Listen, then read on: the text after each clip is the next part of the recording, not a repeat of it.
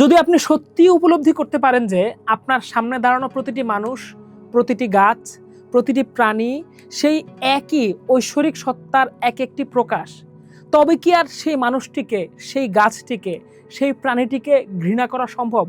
তাকে কি শোষণ করা সম্ভব? তার প্রতি হিংসা করা সম্ভব? তখন অন্যের প্রতি দেখানো প্রতিটি দয়াই হয়ে ওঠে নিজের প্রতি দেখানো দয়া।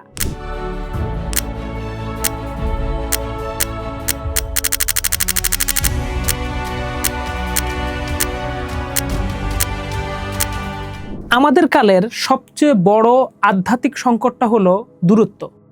আমরা এমন এক খোদাকে কল্পনা করে বড় হয়েছি, যিনি ৭ আসমানের উপরে একটা দূরবর্তী সিংহাসনে বসে আছেন।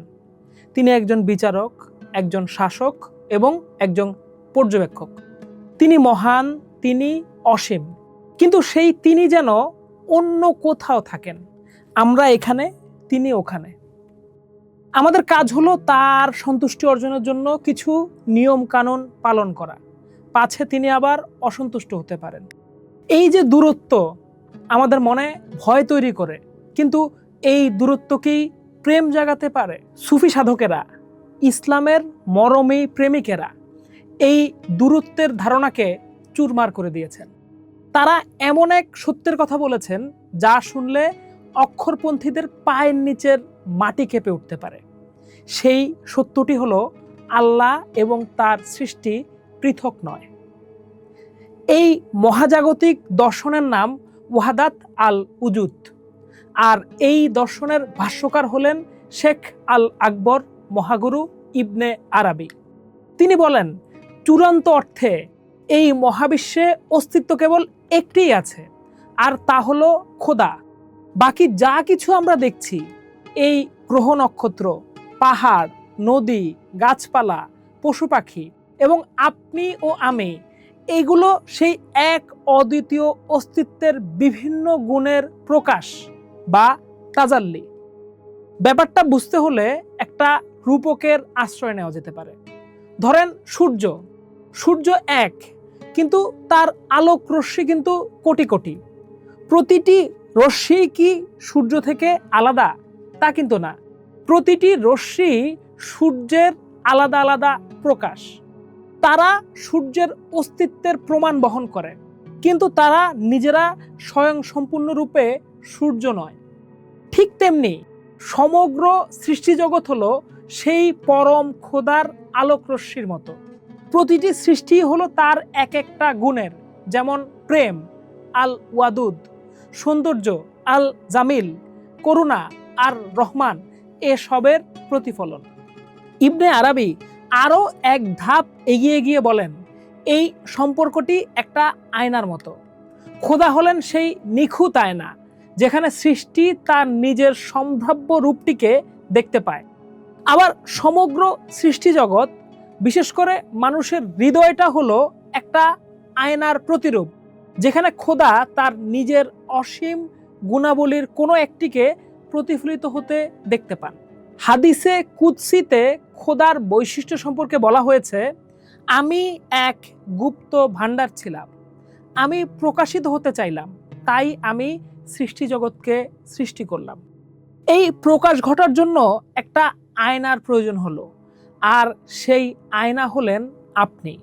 এই কথা শোনার পর অনেকেই বলতে পারেন, এটা তো সর্বেশ্বরবাদ। অনেকে বলতে পারেন, এই যুক্তিতে যদি সবকিছুই খোদাময় হয়, তবে তো গাছ, পাথর, মানুষ সবকিছুরই পূজা করা জায়েজ হয়ে যায়। কিন্তু এটা ওয়াহাদাত আল উজুদের একটা মারাত্মক ভুল পাঠ। ইবনে আরাবি কখনোই বলেননি সবকিছুই খোদা।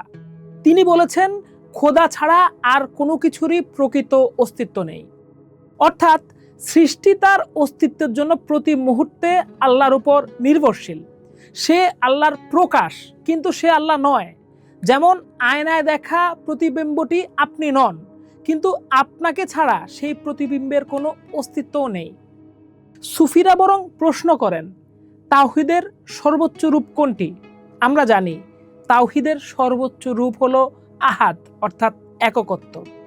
এই আহাদ কি আল্লাহকে তার সৃষ্টি থেকে পুরোপুরি আলাদা করে দুটি পৃথক সত্তা হিসেবে ভাবার সুযোগ আমাদেরকে দেয়, নাকি এটা উপলব্ধি করা যে এই মহাবিশ্বে আল্লাহ ছাড়া দ্বিতীয় কোনো স্বয়ং সম্পূর্ণ অস্তিত্ব থাকতেই পারে না।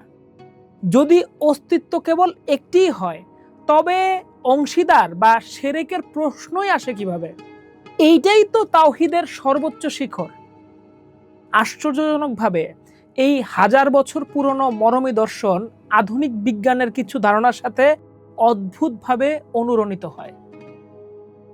আজকের কোয়ান্টাম পদার্থবিজ্ঞান আমাদেরকে বলছে এই মহাবিশ্বের সবকিছুই একটা অদৃশ্য শক্তিক্ষেত্র তথা এনার্জি ফিল্ড থেকে উদ্ভূত। প্রতিটি কণা একে অপরের সাথে এমনভাবে যুক্ত যে হাজার হাজার মাইল দূর থেকেও একটির পরিবর্তন অন্যটিকে প্রভাবিত করতে পারে। বিজ্ঞানীরা বলছেন আমরা পৃথক সত্তা নই, আমরা এক মহাজাগতিক তরঙ্গের একটা অংশ মাত্র। এই বৈজ্ঞানিক ধারণা কি ইবনে আরাবির আধ্যাত্মিক উপলব্ধিরই প্রতিধ্বনি নয়? আরাবি তো এই কথাই বলে গেছেন, আমরা সবাই সেই এক ঐশ্বরিক অস্তিত্বের তরঙ্গে ভাসমান। বিজ্ঞান হয়তো এই সংযোগকে গাণিতিক সমীকরণে ব্যাখ্যা করে, আর সুফিরা তাদের হৃদয়ের অনুভূতি দিয়ে ব্যাখ্যা করে। কিন্তু এই দর্শনের সবচেয়ে বড় প্রভাব পড়ে আমাদের নৈতিকতার উপরে।